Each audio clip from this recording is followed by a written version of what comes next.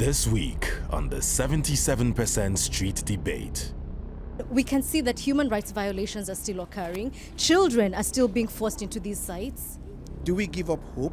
Do we say the diamonds should be left untouched? We have to mine the diamonds. The government agents That are supposed to be protecting. supposed to be challenging the companies to deliver. They are colliding and colluding into this oppression.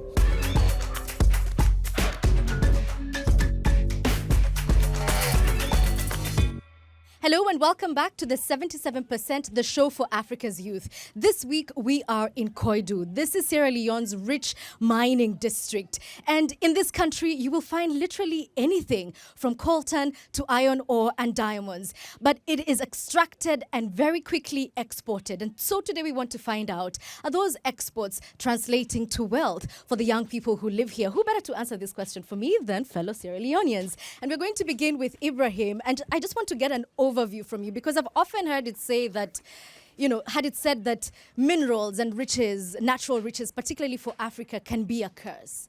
What do you think of this? Is it a curse? Well, I think very contrary. Minerals cannot be a curse. Endowments are meant for beneficiation, are meant for development purpose. It all depends on the type of talent people have in a given sovereignty. Let me hear from Aya here. He's a student, but he was also mining and in the mines from a very young age at 14. For my own story, when I was 14 years old, I was going to school. I was around a junior secondary school in Sierra Leone. I was giving this kind of support to my relatives whom I was staying with back then in order for us to see how we can get our livelihood. It was very difficult, it was very challenging, because as a young boy, I had to skip school by then to go to the mines to give support, because that was the only source of livelihood we had.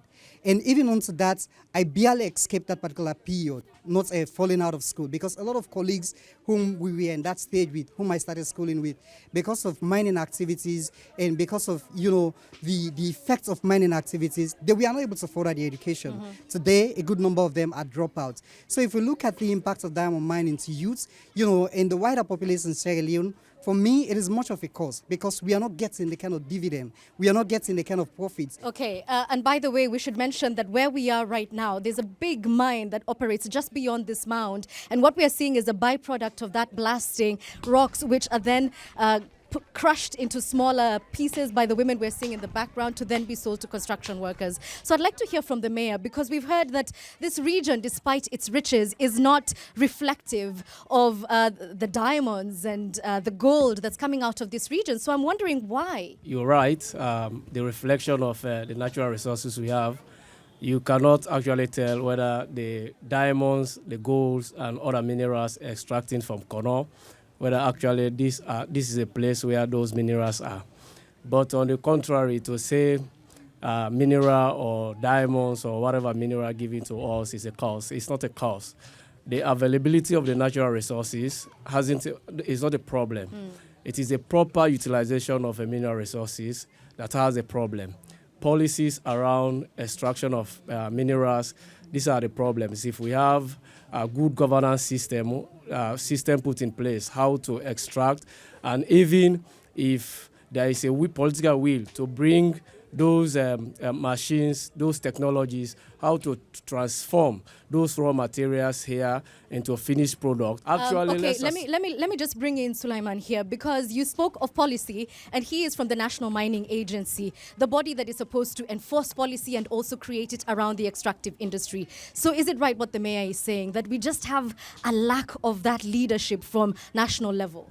Leadership, I can show you from 2018, that the willingness is there. Now, what the agency is focusing on mainly is to see the communities where these minerals are coming from, they benefit from them. So they've ensured that the communities do sign the community development agreement with the communities, so that at the end of every year, their gross annual revenues, some percentage come back to the community. They have their committees that deals with these funds to ensure that projects are being implemented in Hold on, AI is already disagreeing with you. Oh. Yes, if we look at what mining companies are getting from Kono District, from the minings that they are doing, and we compare it to the impact in the communities, it is not commensurate.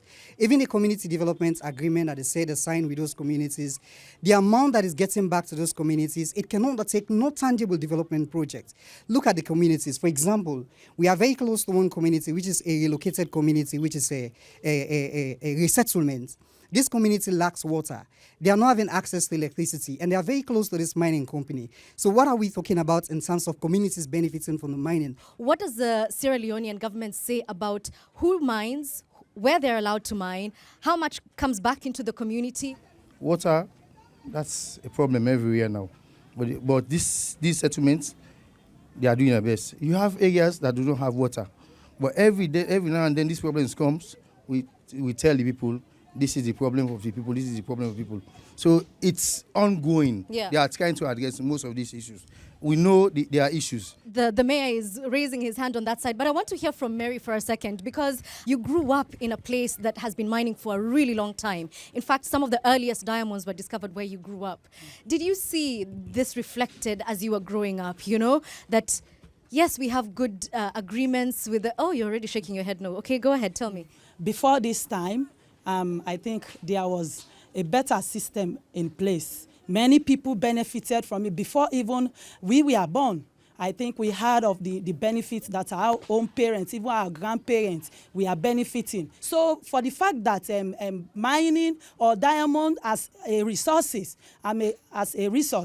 being a cost to us, I personally disagreed with that, first of all, because God cannot bless you and in turn curse you again. It is we the individuals, it is we the leaders, our leaders up there. What actually are they doing in order to see that their children yet unborn are benefiting, or they will be benefited from these mining companies or from these resources? All right. I want to come to Patrick here, because he's actually wearing a shirt that says ethical minerals. And what Mary has touched on is really important, that previously there was a system that worked for everyone. But of course the war came, and so the term blood diamond and conflict diamond arose. To what extent did the war change and shift the way people think about extractives in this country? Before the war came, I believe the awareness is not there, but now we have the awareness. With the youth are coming up. So we went to school. We are encouraged to go to school. So now that we are encouraged to go to school, we want to see that thing translates. If the company comes to do this necessary needs for the communities, for them to... All right. Let me speak to Issa here for a second, because we're hearing that, look, the policies are amazing. It's just the implementation that sucks. And I've heard big companies being named here, but you as a small-scale miner, are you one of the people who is deterring development from happening, perhaps because of bad employment practices? You know, I deal with a lot of people. I had almost 50 miners, people working for me under daily circumstances. They've got kids they cannot even feed. They've got kids they cannot even take to the hospitals. They sleep in houses wherein they're cramped and crowded with no mattresses whatsoever. They sleep on the floors. And but surely, Issa, isn't that because you're not paying them enough? No, we pay them. When I got here, as an example, I'm not sure if I'm supposed to say, we were paying the miners 70 cents per day.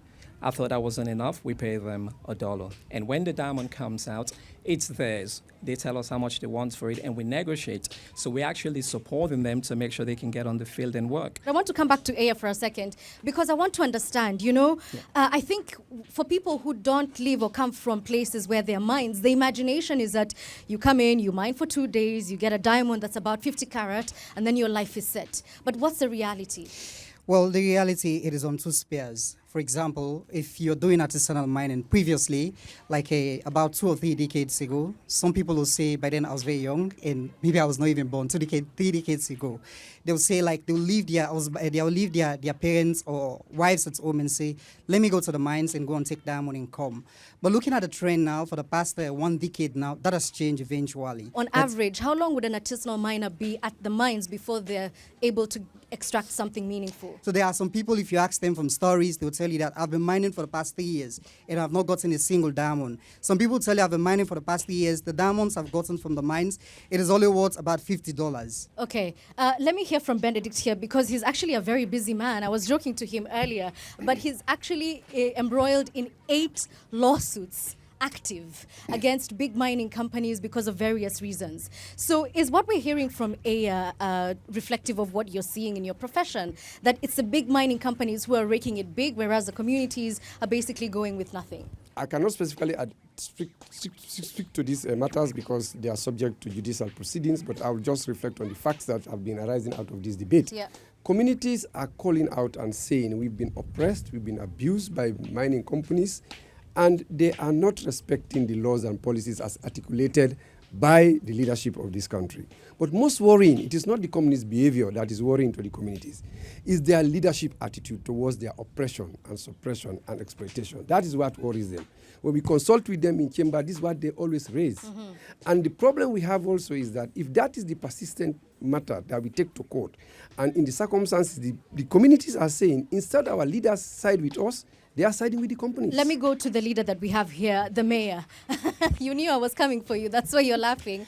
So we're hearing that when people come to you and say, hey, these guys are here, they're doing 1, 2, 3 to us, you're really not caring about it.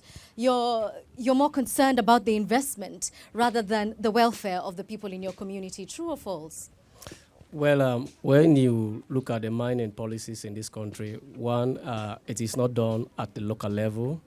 Our parliament in this country, they formulate those policies at the legislative level.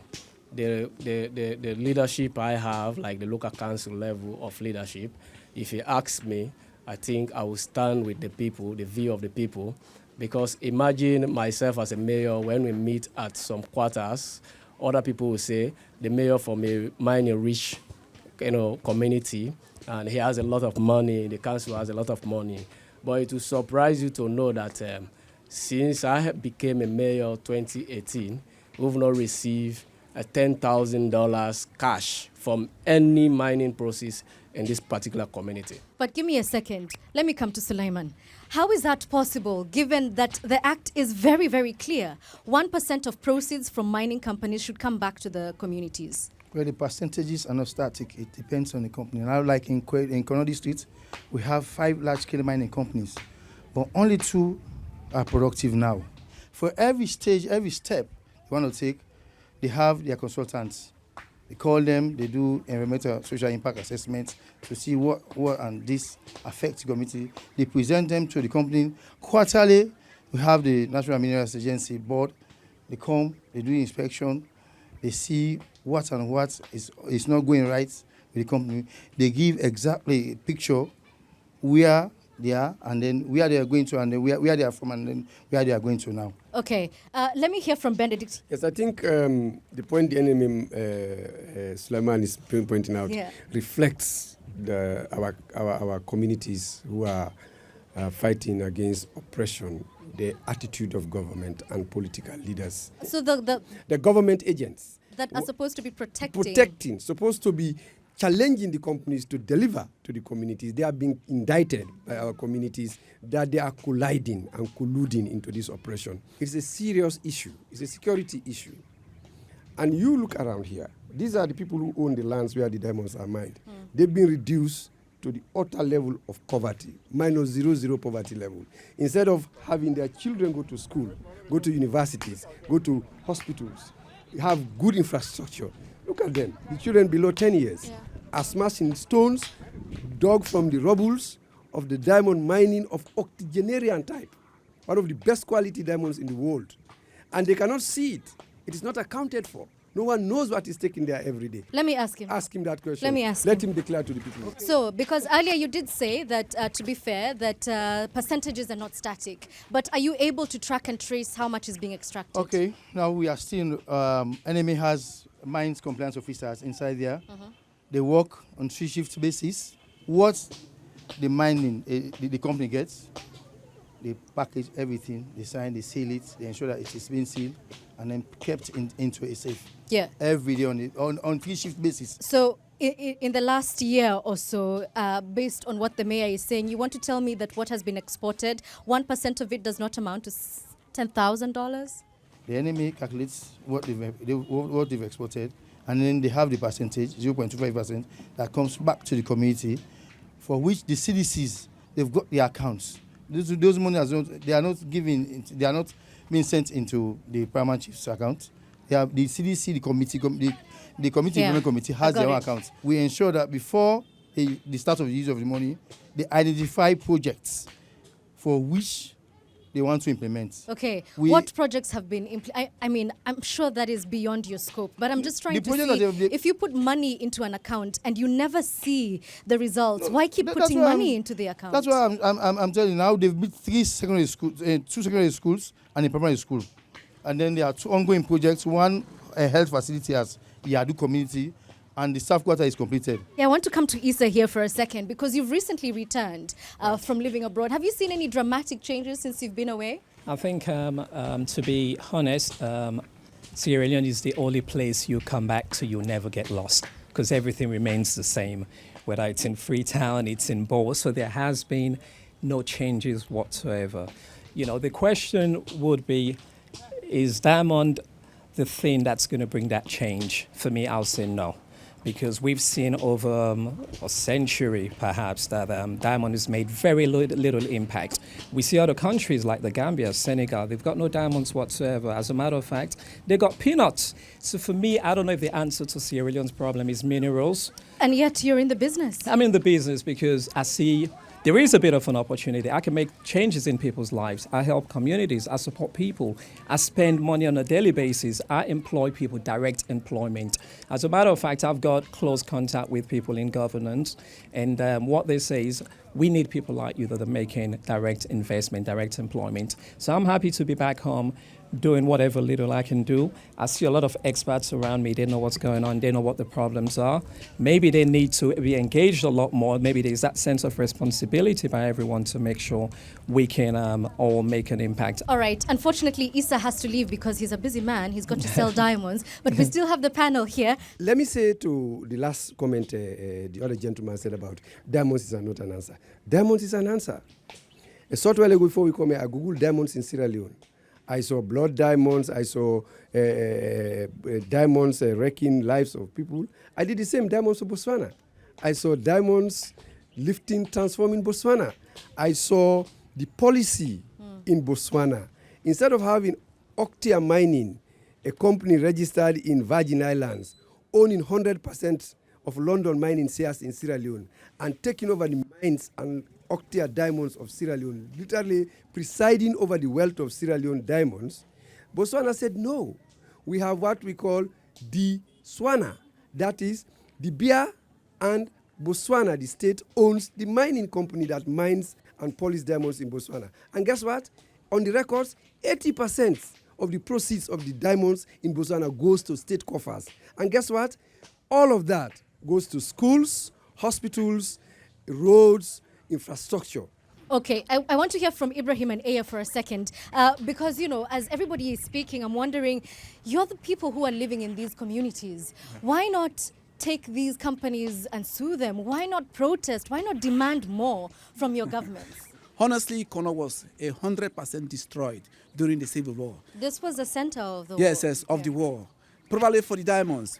But we've also recovered 80% because of the diamonds, the small mines, and the other things. And we are progressing. We are competing with other places like McKinney, Bo, the America tests. I can't allow you to continue with your thought, knowing full well that this gentleman standing next to you was forced out of school because he was actually a child in the mines. Yes, I'm also a victim of what happened here. I was shot in one of those demonstrations. How can it be that diamonds are suddenly now a blessing when we can see that human rights violations are still occurring, children are still being forced into these sites? Yes, that makes me my work more relevant. In as much as I was nearly killed in one of those demonstrations. The lawyer can attest, I have my testimonies, and it's all over the world. It's in Al Jazeera and other places also. Yeah, you were shot during a demonstration. This kind of situation, do we give up hope? Do we say the diamond should be left? untouched. We have to mine the diamonds. Let's move to other factors, because there's direct impact and indirect impact. And Mary, I want to hear back from you. The women in these communities, most of them displaced because their land is used for mining, and then they find themselves internally displaced because they can't afford to buy land. They're not allowed to in some cases. Tell me about that. Really, before this time, women were not allowed to own land. And these land are being regulated by the authorities, chiefs and others. So for the women, as you can see, they are suffering because they cannot have access to lands. And of course, those that are being resettled, they were having backyard gardens in their previous homes. But now, since the resettlement has taken place, those areas that they used to do their backyard garden in order to sustain themselves with their children are no more, in existence. The company never give it to them. And I want to hear from Benedict, how difficult or easy is it to then take some of these companies to court? Because, if I say I used to have 2 plots and now you've given me a half of what I had, what's the procedure? That's why we are in court and we are litigating these matters on a no-win, no-fee basis. I mean, they do not have the legal fees to pay. They cannot afford the cost of lawyers to litigate these matters. And on the contrary, the opposing side, the companies, they have tons of diamonds, they have tons of money unaccounted for. So they can peddle it and hire a battery of lawyers within and outside Sierra Leone and contest these matters. And it is not a hidden secret. It is not rocket science to look at the people in Kono and say, hey, mining companies, you have not lived up to your expectations. So I will be challenging the mayors and the district chairman of Kono to come out and challenge their paramount chief and challenge their stakeholders and say, listen, we cannot be put as scapegoats. We are here presiding over debris. We are here presiding over poverty, yet in the midst of wealth. And another challenge that comes from mining, of course, you're dealing with ethical minerals, I said earlier. What are some of the implications of these extractive practices, if you can even call them that? Well, I will say the implications, like if this big company that are coming into the community, like now they use this machines they call excavator. They just mine and they leave the holes like that. Then I believe if they leave it like that, for the future generation, they won't have, like now you measure agriculture, they won't have somewhere to do the agriculture because the pit is left open. Okay, Sulaiman, I like the fact that you're raising your hand because I wanted to ask, what does the NMA say about this? So we tell them after mining, you will claim the land because after mining, there are other use of land. So what you're saying is the companies are compelled or they're supposed to? Anyway. They are supposed they're supposed to. All right. My experience is that the NMA and the EPA are literally doing nothing in terms of preservation and protection of the environment. Because if you look at the pits that are all around... But I do know that the Protection Agency, to be fair, they've been trying to plant trees. They're doing their best to recover and reclaim some of the land. We are the trees that they are planting. The trees are not growing. The trees that they are planting are not even looking after the trees. For me, most of the institutions that are manning the affairs of the environment, they are just paying lip service to the people. If you go to Nimeko Chiefdom, we are one of the biggest gold mines located in Kono district. They have polluted the water sources that is there. The communities are suffering at this point in time. The stream that is there has been polluted as a result of the mining operation. Fishes and other living things that are living in those streams along, the places where these mining operations are being carried out, specifically in Nimeko Chiefdom, all these things are being destroyed. Yeah. So what are they doing in terms of preservation of the environment? So we've had quite a myriad of challenges related to both large-scale and small-scale mining, particularly in this region. And now I want to find out from my panelists, how do we move forward? As the sun sets down, I want to hear what we can do to change the situation because it's persisted for decades. Mary, you have something to say to me? All these issues that we have deliberated on, we have a way forward. How could we? The top management has to change their attitude, especially in the area of these mining companies. We are saying the system, the policies that are already in place should be implemented. We should stop saying them. Let's implement it. And of course, regarding women, we have several structures in place. Even these stone crushers women, we have them as an association. So these structures, if we want to empower them, there are several other ways. Maybe in agriculture, we can bring up agricultural programs, and we subscribe them to that agricultural programs. So empowering women, creating skills for them, and also diversifying sources of income. All right, Ibrahim, any solutions for me? Yes, that 10-20% of all proceeds coming from the mine should go to the women and the children. Okay. For education, for brilliant students, and their community support. Does anybody else have a solution that we haven't heard yet? I think the government, central government, must realize and must understand that it is the future of these children that is being put in jeopardy from the mines. And the government has a singular responsibility. If they want to do it, they can do it next tomorrow, or they can even do it today.